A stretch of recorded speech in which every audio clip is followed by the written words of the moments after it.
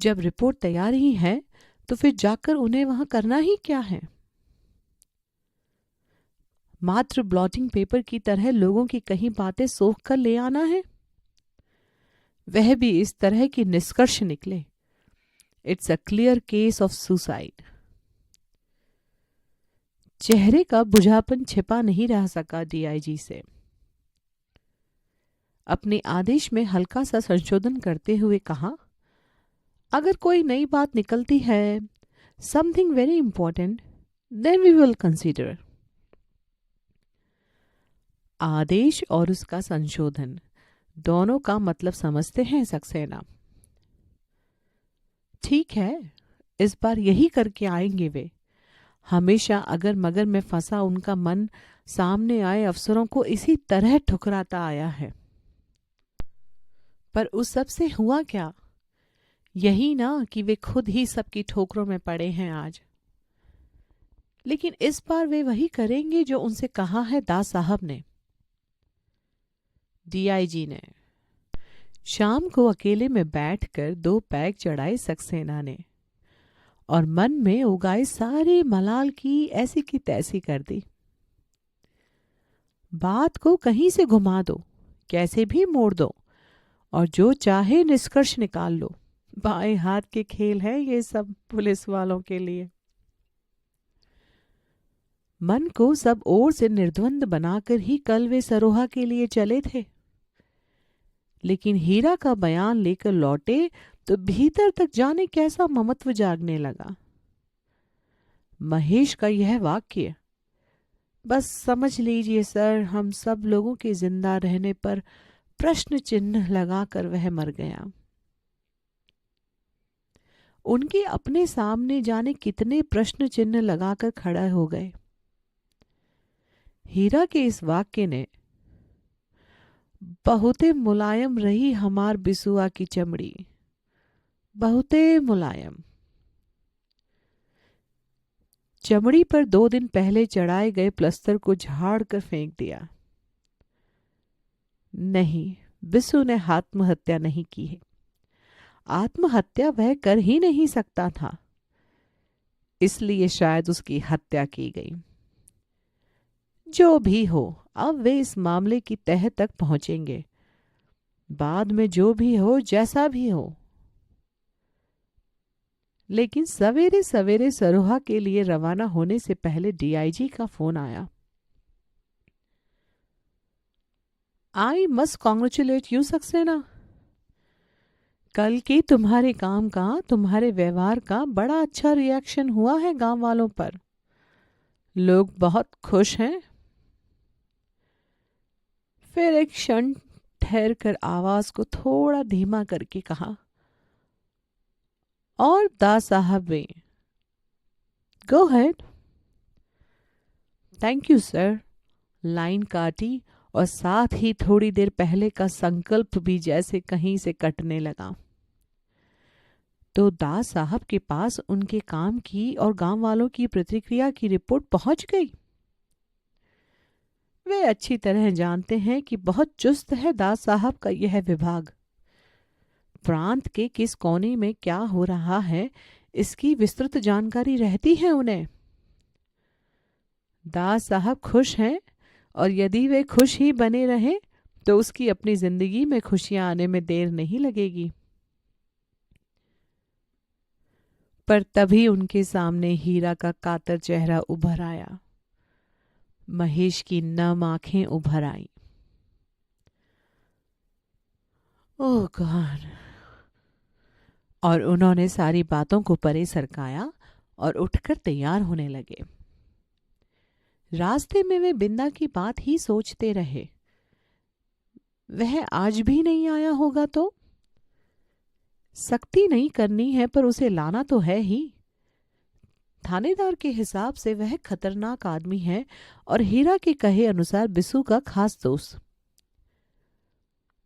अच्छा किया जो कल उन्होंने थानेदार को फिर से बुलाने के लिए मना कर दिया। वे आज अपना आदमी भेजेंगे। पर ऐसा कुछ भी नहीं करना पड़ा। जैसे ही उनकी जीप थाने के अहाते में घुसी, थानेदार ने एक कड़क सैल्यूट ठोका और होठों पर 2.5 इंच मुस्कान फैलाकर सूचना दी, बिंदा आ गया है सर। कल मैं खुद गया था उसके पास और वो डांट पिलाई कि सिर के बल चला आया आज। आप भी जरा सख्ती से ही पेश आइए। वैसे मेरी डांट से काफी सीधा हो गया है सर, फिर भी कुछ भरोसा नहीं इसका। फिर जरा हिचकते हुए कहा, मैं सोचता हूं बयान के समय मेरा रहना ठीक ही होगा, थोड़ा काबू में रहेगा सर। सक्सेना ने जवाब कुछ नहीं दिया, केवल एक बार चुपती सी निगाह से थानेदार को देखा और फिर दूर बैठे झुंड की ओर नजरें घुमा ली। कल की तरह आज भी काफी लोग थे और सब जैसे इसी ओर देख रहे थे। सक्सेना ने वातावरण में कुछ भांपने की कोशिश की, पर ऐसा विशेष कुछ लगा नहीं। आश्वस्त हुए सक्सेना और भीतर आकर कुर्सी पर जम गए। आज जिन लोगों के बयान होने थे उनके नामों पर एक सरसरी सी नजर डाली और आंख के इशारे से आदेश किया कि कार्रवाई शुरू की जाए। चौकीदार बिंदा के नाम की गुहार लगाता हुआ बाहर दौड़ गया तो सक्सेना ने कहा, आप सब लोग बाहर बैठेंगे, बिंदा का बयान मैं अकेले में लूंगा। दोनों कांस्टेबल तपाक से हुक्म अदायगी की मुद्रा में खड़े हो गए, पर थानेदार ने हिम्मत करके फिर कहा, सर देख लीजिए वो बहुत टेढ़े आदमियों को सीधा करना जानता है सक्सेना, आप जाइए। आवाज में कोई खास सख्ती नहीं थी, फिर भी भीतर ही भीतर तिलमिला उठा थानेदार। उसे समझ क्या रखा एसपी ने, थानेदार है गांव का वह आखिर, और उसे इस तरह दुत्कारा जा रहा है जैसे भीड़ में जुटे आए लौंडे लपाड़ों को दुत्कारा जाता है। कमरा छोड़ते समय एक झूठी मुस्कान तक वह अपने होठों पर नहीं खिला सका, बस गुस्से के मारे उसकी मूंछ का बायां कोना फड़फड़ाता रहा। चौकीदार के साथ बिंदा आया, साथ में 22-24 साल की एक औरत भी थी। दुआ सलाम कुछ नहीं, पत्थर की तरह सख्त चेहरा लिए दरवाजे पर खड़ा है बिंदा। सक्सेना कुछ क्षण तक एकटक देखते रहे बिंदा को। सांवला चेहरा, तीखे नाक नक्श और गठी हुई देह। चेहरे पर न किसी तरह का भय न क्रोध, सिर्फ एक अनासक्ति। सक्सेना से नजर मिलते ही धड़ाक से थूक दिया बिंदा ने तो चौकीदार ने हड़काया, ए क्या करता है साहब के सामने?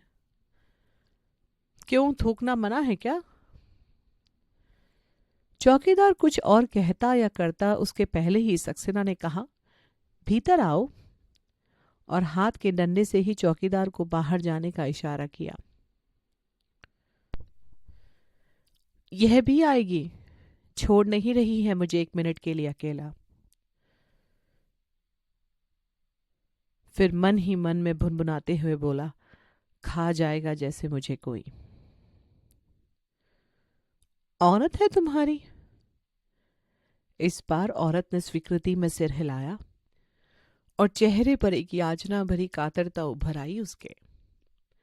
थोड़ा सा सरक कर वह बिंदा से एकदम सट गई।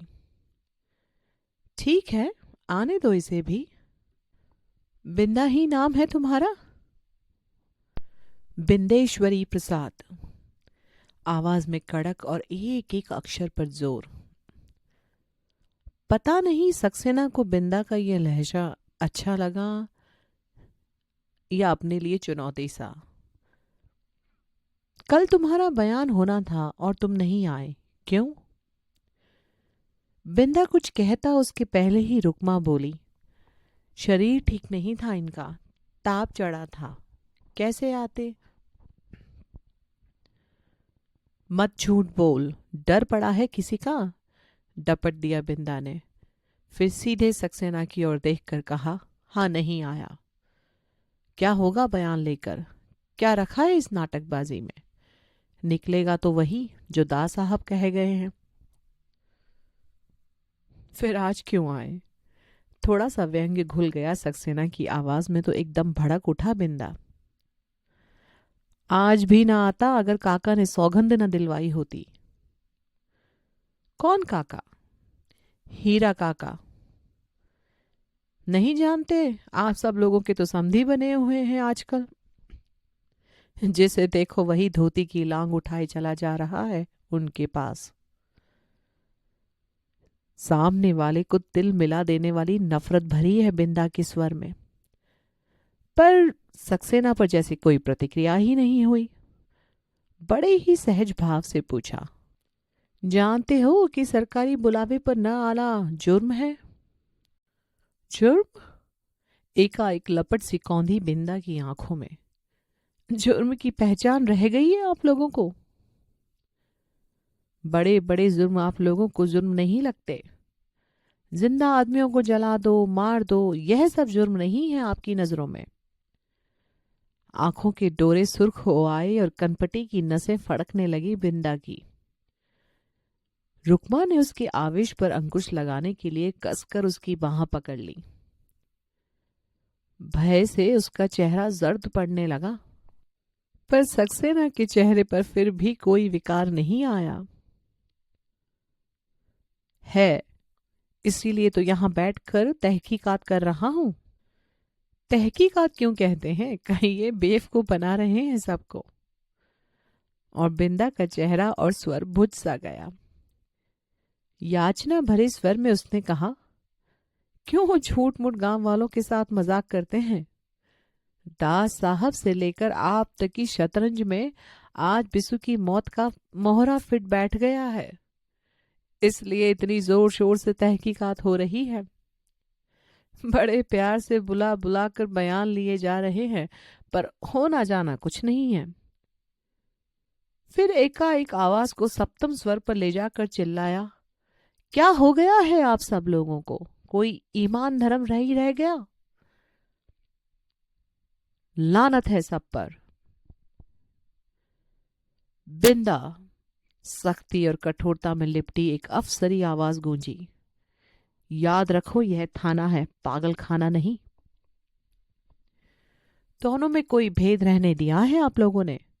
थाने में जो कुछ होता है उसका सिर पैर या कोई तुक समझ में आता है आप लोगों को? आवेश के मारे सारा बदन थरथराने लगा बिंदा का।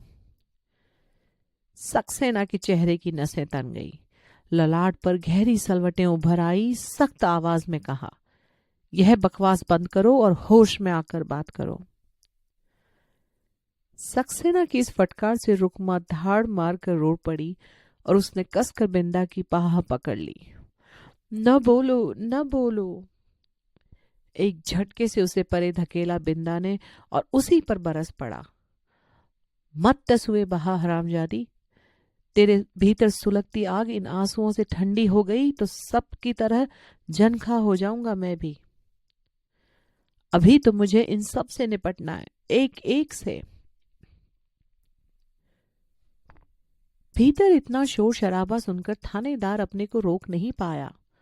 बड़ी मुस्तैदी से भीतर घुसा, सुलगती आंखों से बिंदा को देखा और फिर बड़ी विनम्रता से बोला, सर मैंने आपसे पहले ही कहा था ना।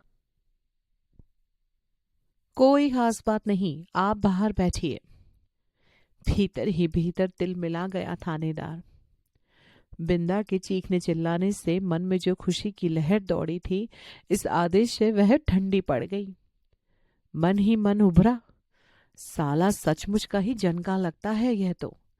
देहातियों की गालियां खा रहा है बैठा बैठा। मेरे सामने इतनी बकवास करता तो टांगे चीर कर रख देता इस हरामखोर की।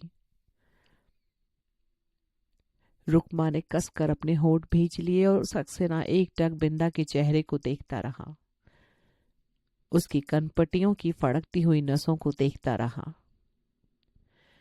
2 मिनट तक एक अजीब सा सन्नाटा छाया रहा कमरे में। बिंदा, मैं तुम्हारे साथ शराफत से पेश आ रहा हूं और उम्मीद करता हूं कि तुम भी शराफत से ही पेश आओगे। अफसरी रौब और गरिमा में लिपटे इस वाक्य में ऐसा कुछ था कि बिंदा ने नजरें उठाकर सक्सेना के चेहरे पर टिका दी पर बोला वह कुछ नहीं। बिसु तुम्हारा दोस्त था ना? खास दोस्त? नहीं, दुश्मन था। दुश्मन? और नहीं तो क्या। जो आदमी बीच में ही दगा दे जाए उसे दोस्त कहेंगे आप?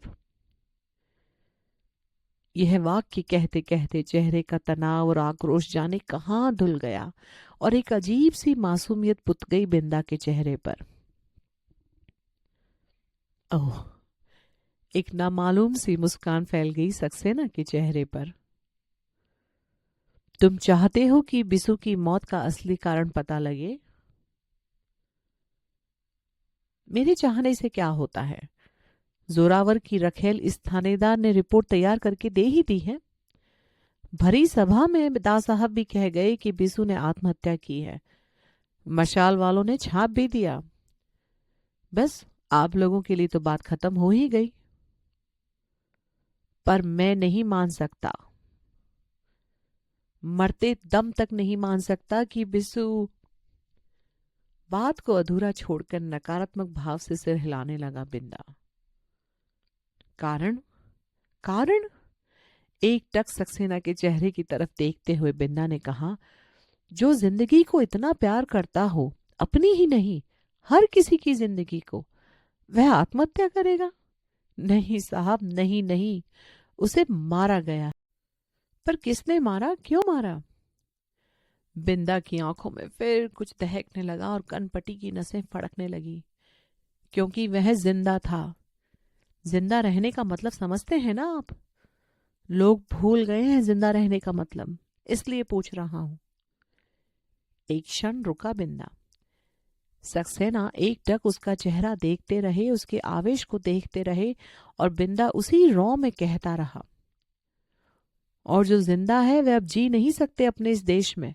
मार दिए जाते हैं कुत्ते की मौत, जैसे बिसु मार दिया गया।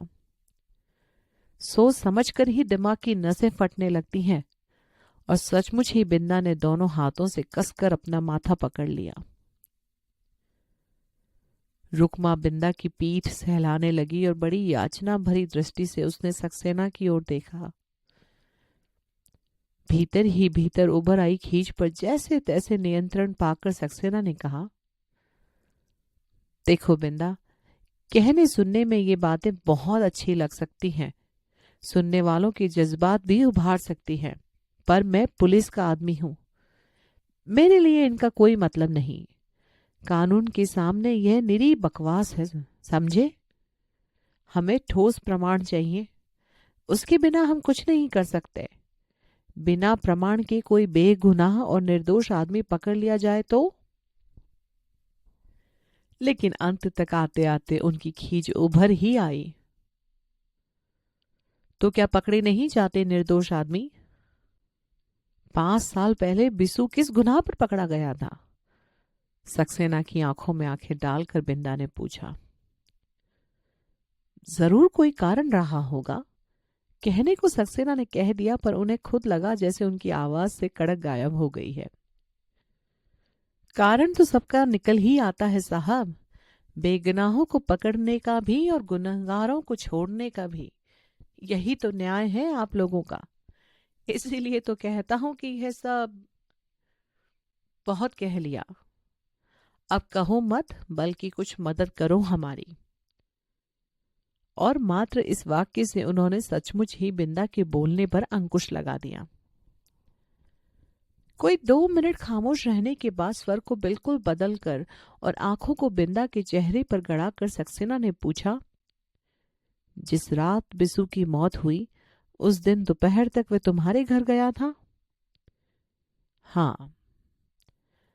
तुम्हें मालूम है कि उसके बाद वह कहाँ गया था? हाँ, वह अपने घर गया था और मैं शहर। शहर तुम किस लिए गए थे? बीज और खाद खरीदना था।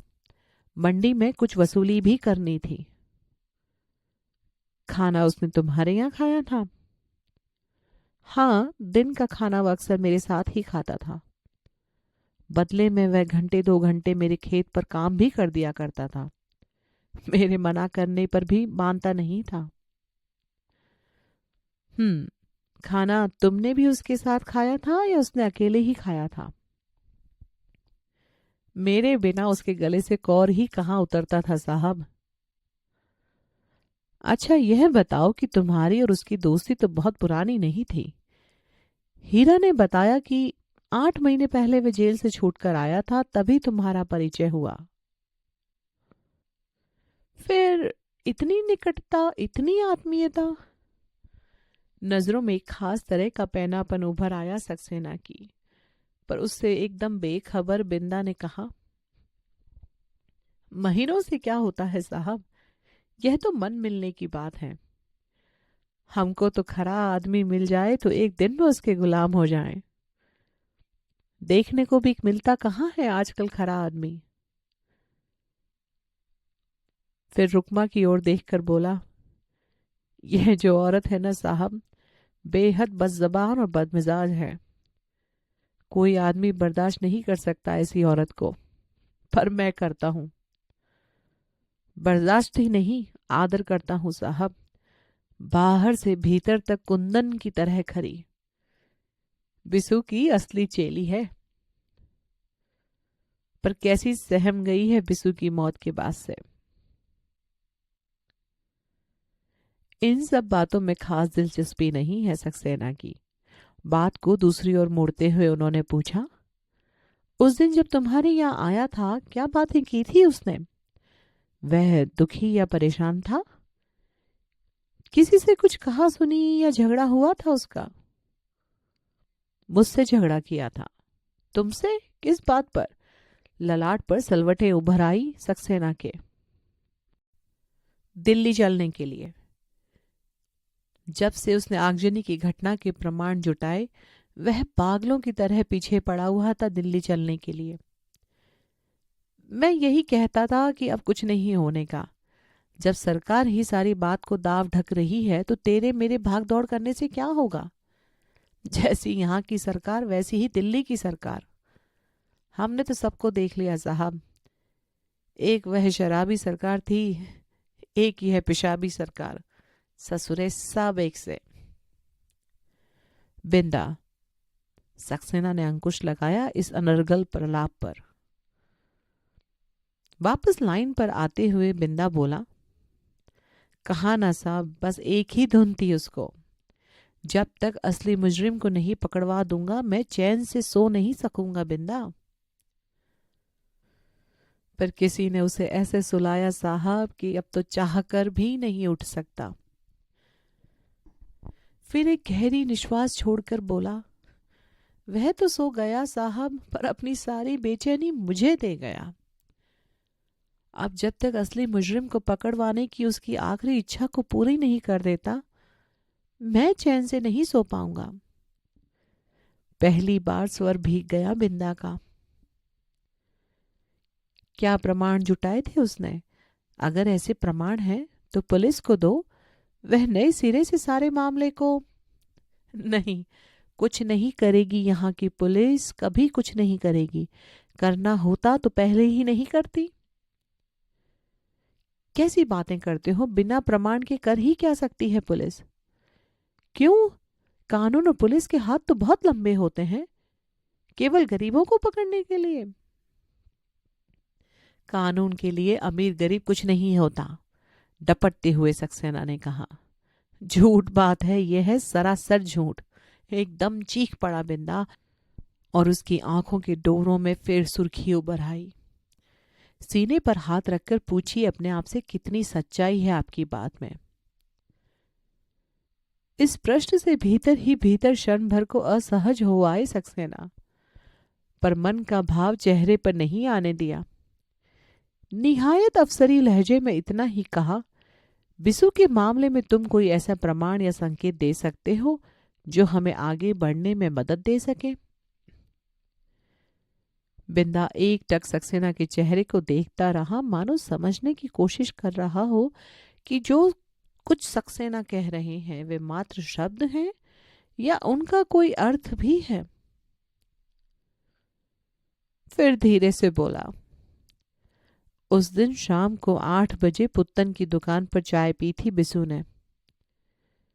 कोई 2 लोग उसके साथ थे। पुत्तन कहता है उसने उन आदमियों को कभी गांव में नहीं देखा।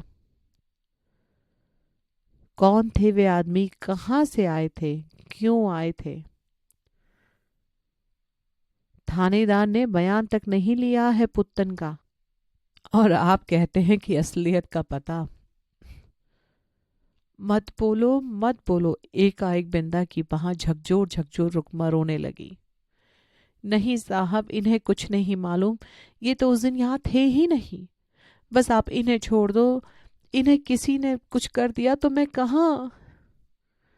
चुप कर, बुक्का मत फाड़, बाह छुड़ाने की कोशिश करते हुए बिंदा ने फटकारा। नहीं, मैं चुप नहीं रहूंगी, मैं नहीं बोलने दूंगी कुछ भी। साहिब, हम पर रहम करो। थानेदार हिम्मत करके फिर भीतर घुस आया। सर, पानी पिलाओ इन लोगों को और मुझे भी। रुकमा ने पानी भी नहीं पिया। हाथ जोड़ जोड़ कर यही रिरियाती रही, इनसे कुछ मत पूछो साहिब, इन्हें अब छोड़ दो, हमें कुछ नहीं मालूम। जानते हैं साहब, बिसु इसके लिए भगवान था बिल्कुल। वह मरा तो ऐसे रोई है जैसे यह भी जिंदा नहीं रहेगी अब। और उसी बिसु की मौत के बारे में आज मुझे कुछ बोलने नहीं दे रही है। रुकमा के आंसुओं ने जैसे बिंदा के सारे तैश और आदेश को धो दिया। बहुत ही कातर स्वर में बोला, ऐसा आतंक आपने कहीं देखा नहीं होगा साहिब। लोगों के घर, जमीन, गाय बैल ही रहन नहीं रखे हुए हैं जोरावर और सरपंच के यहाँ। उनकी आवाज और जबान तक बंधक रखी हुई है, कोई चू तक नहीं कर सकता। उसकी आवाज में फिर आक्रोश घुलने लगा और कनपटी की नसें फड़कने लगी। गुस्से में वह कह उठा, मन करता है फावड़ा लेकर 2 टुकड़े कर दूं जोरावर के, फिर चाहे फांसी पर ही लटक जाऊं।